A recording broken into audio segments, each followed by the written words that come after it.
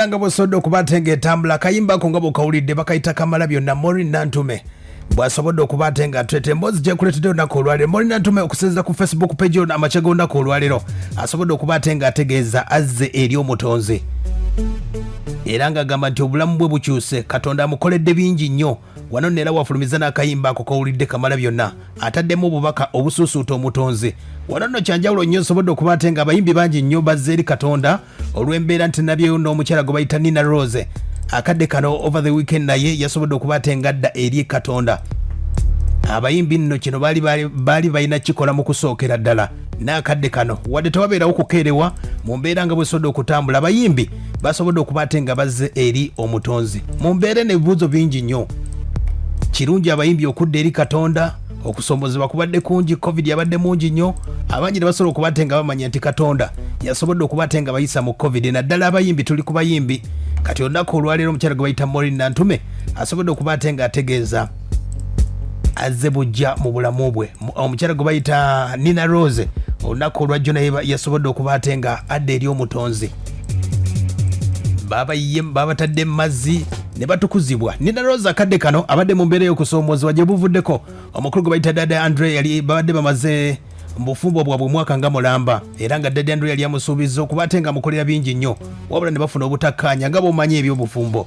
Dada Andre n'asobola okubatenga ayawukana ne Nina Roz awo nno bwe byajjira abannafu aba Black Market Records ne basobola okubeera nga bamusuulawo Nina Roz mu mbeera eyo. YouTube ye oba oliawo akadde kano omuyimbi yali badde gy'ayinza okulyako ye YouTube ng'ebivulu tebiriiwo. YouTube yali afunamu akasente buli mwezi awo ne kuba ery'okufuna sente ne balizibikira bannafa Black Market Records. Era omukyalo no Nina Roz bategeeza nti yasobola okubatenga adda ku biragalalagala mu mbeera eyo okusoomozebwa kubadde kungi. Abadde alina stress y'obufumbo, stress y'ennyimba, buli luyimba lwateeka ku YouTube nga bali striking oba nga balugjayo bannafa Black Market Records. Kati mu mbeera y'okusoomozebwa ebyo byonna nga bizaawo era ng'abadde ali ku njaga bangi bategeeza nti abadde ku drugs ne wadde ye yavaayo n'ategeeza nti abadde tannabeera ku drugs era yasobodde okubatenga adda eri omutonzi mu mbeera eno nga bwesobodde okubatengejja. Gwawuliriza gwasinga okubatenga obimanya lwaki akadde kano bangi nnyo besobodde okubatenga mbuuzaako bategeeza nti endongo zino nga besobodde okubatenga etambula abayimbi abasinga basobodde okubatenga bategeera ekisa kya Katonda nti abakoledde bingi nnyo wadde abamu beewunza ne batamanya. Omukulu gwe bayita Pazo yakomyeyo yali ggulu yategeeza nti yanywa obutwa nga ali ggulu yakubya akayimba ne Pastor Bugembe nasobola okubatenga naye yazze eri omutonzi. Abayimbi bano okubanga bazze eri Katonda abamu bakikozesanga comeback mu mbeera eno abayimbi bayinza okukola olw'okudda mu mawulire olw'embeera ensonga yino badde njogera nava ne mugamba nti abayimbi abamu bajja ne bagamba nti lwakuba nti babeera bakuze. Maureen Nantume bw'abategeeza obulamu bwe Maureen yaliko house gaalo nakula mu mbeera etali nnyangu wadde n'akampaka akadde kano buli kimu akifunye agamba weesidde eri mutonzi. Era bangi bategeeza nti abayimbi ba bandi ekyo mukimanyi nti abayimbi ba bandi basinga obulogo ebyo byo mubimanyi tewali kwewuuza wadde n'akamu. Kati Maureen n'agamba lwaki sidde eri Katonda era bangi nnyo bawa obujulizi ne bagamba nti navudde eno bigi bye badde nkola bingi nnyo ne mu mbeera nga bwetambula. Nina Roz akadde kano yali badde tagenda mu rehab. Okay, kituufu yasobodde okubatenga adda eri omutonzi kuba obogeze mu rehab kibasookerako kubatenga bakutereeza omutima go mu mbeera y'ebigambo okuli ow'emyoyo okubatenga bakukyusa. Awo nno kyaki yentuufu okubatenga ekutandikirako. Nina Roz ayagala kubatenga afuna comeback mu mawulire ng'akozesanga ng'agamba nti alokose ebiragalalagala bino abivuddeko oba kuba akadde kano ekizibu tekivuddeewo ekya YouTube ye mwabadde ajja ssente ebivulu tebinnaggulwawo. Akadde kano Nina Roz nga tannafuna YouTube ye anaava ku biragalalagala. Akadde kano ze kyetegeeza abayimbi bangi nnyo basobodde okubatenga bw'oba olabyeko ku TV radio ez'enjawulo bannaffe ba blogger badde basobodde okuba tebasaanikira nnyo ekisaawe ekyokuba nti mawulire gonna olaba blogger nga abayimbi beebuuza bayinza kukola batya okubanga bakuba akajja nabo bagende mu limelight oba mawulire aga buli lunaku boogerweko mu mbeera eno nga bweti. Ogenda kumbulira ensonga nga bwe zitambula gwali eyo kuba embeera si nnyangu. Kyutikaye naye yaliko ku biragalalagala n'agendako Pastor Kayanja weyaviirayo n'asobola okuba teyategeeza nti yatereera. Ayaya abasinga basobola okubatenga bakyusa ne bagamba nti oba tulokose oba tuzze eri omutonzi olw'olumu babeera baagala kukola zi charity olw'olumu nga bw'omanyi nti ennyimba zigaana abayimbi bannyoba ku nnyimba ziganye n'agamba kakike nnyinza okukola abamu babukola nga stanti ayaya ekituufu kasita ye yategeeza agamba mujje gyendi mwenna abakabiriddwa abayimbi babaaniriza mwenna kuba embeera eno musobodde okuba ate nga mugiyitamu wadde abayimbi abasinga beewuunza ne beefuula nti omutonzi tebamumanyi wadde n'akamu.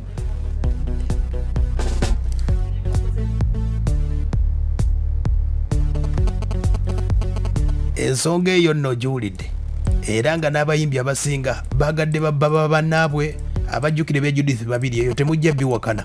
Maureen Nantume naye ensonga ze yatambuliramu era obufumbo bwe yayingiramu bwali bwa mukyala n'amutegeeza ky'onaalaba onaakiraba mu mbeera nga bwetambula naye nga abayimbi akadde kano bazza eri omutonzi kati bayimba kayimba ke tuyimba mwoyo mutukuvu bwajja asumulula n'ava yongerako.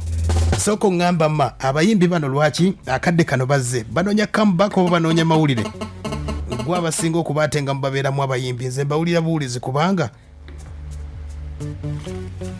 kati bategeezezza nti okugenda ku stage basooka wa mutonzi kye baali balina okusooka okukola kale tebali leeti naye akadde kano sooka ombuulire abanike ebale kutuweereza esebo dereva ogerako nekafeero ndiye nekibiba kyazana watu abayimbi abamu baliko ekikyamu kuba myesaviretegawo oyo yo yatugamba ennyimba zonna tetuddamu zikuba bano tebagambye olowooza lwaki bazze kati bo bazze olw'ensonga bamaze kulaba nga bafunye edda nga baali tebabifaako nti ebifuluna nti biggale endowooza baali luli we baafuna tebajja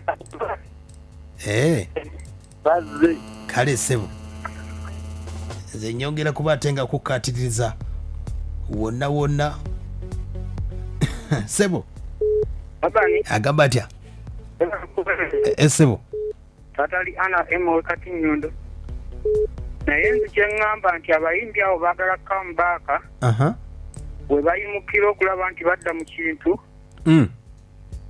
basobole okubeerawo badda wamu baguddeyo gwa nti tatali ana emo kati nyondo naava sooka ombuulire naava abayimbi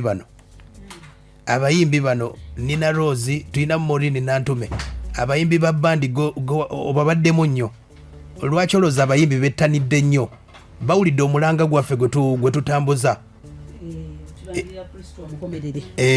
naye anti tunuulira bandi okakuba Nina Roz si wa bandi naye nze nja kugamba bwe nti ebirokosa abantu biba bintu bibiri ebyo bimanyiddwa naddala ku saidi yaffe abakyala abasinga obungi ekibajja mu ddiini zaabwe badde eri balowooza abamu balowooza nti biba biganye balabanga eddiini yaabwe balemeredde ng'ebizibu bibasusseeko n'alowooza bwadduka nadde eri mu balokole embeera gyeneetererera eno kiganye naye nga n'ekiki abadde takiwabudde oyinza obuuza Nina mu ddiini ye gy'akkiririzaamu abadde asaba ddi abadde okitegeerayo obudde bubadde tebuliwona nti ebivulu bibadde bikuba mande ku sande kati bwe ntunuulira Maureen nze sijagamba nti banoonya kuddamu ffe lwaki abantu abawadde abayimbi abo ssente si balokole batamiivu baffe mu mabaala be balowooza nti eddiini yaabwe y'ekirokole tekkiriza mwenge na biki so sisuubira nti okulokoka kwe kuyinza obbakomyawo gye tuli naye abamu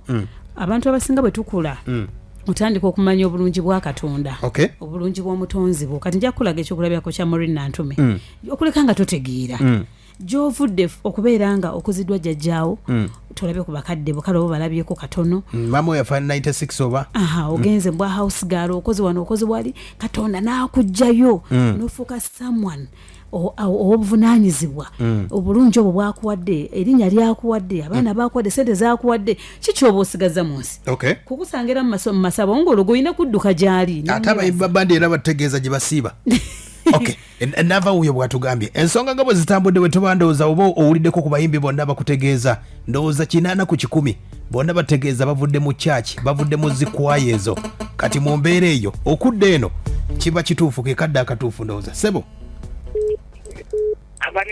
esebo esebo Shafiki Digi ndowooza yisaaba yina munaye wajjukira Katonda ebaga Katonda ekisijje ku mukozi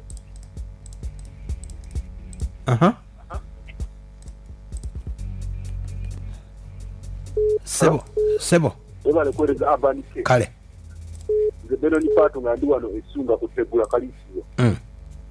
Ndinaba abayimbi okola webatyo.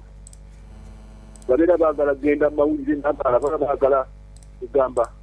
Bagala okubeera nga ensebala amanyiti b'amaanyi. Mbadde nteesa Sebo. Ebale kwereza mpoza katene kwali. Bafune ekisa kya Katonda kale. Abayimbi mwena mudde eri omutonzi. Lyekkubo gemazima. Sebo. Abani. Sabula. Icha ema ndieno gayaga kyotera w'omugenzi w'ese makulu. Abangi bamanyinga pasika. Kakati nze ngamba bwino. Maureen Nantume. Baranga yakubyolimba ba Katonda.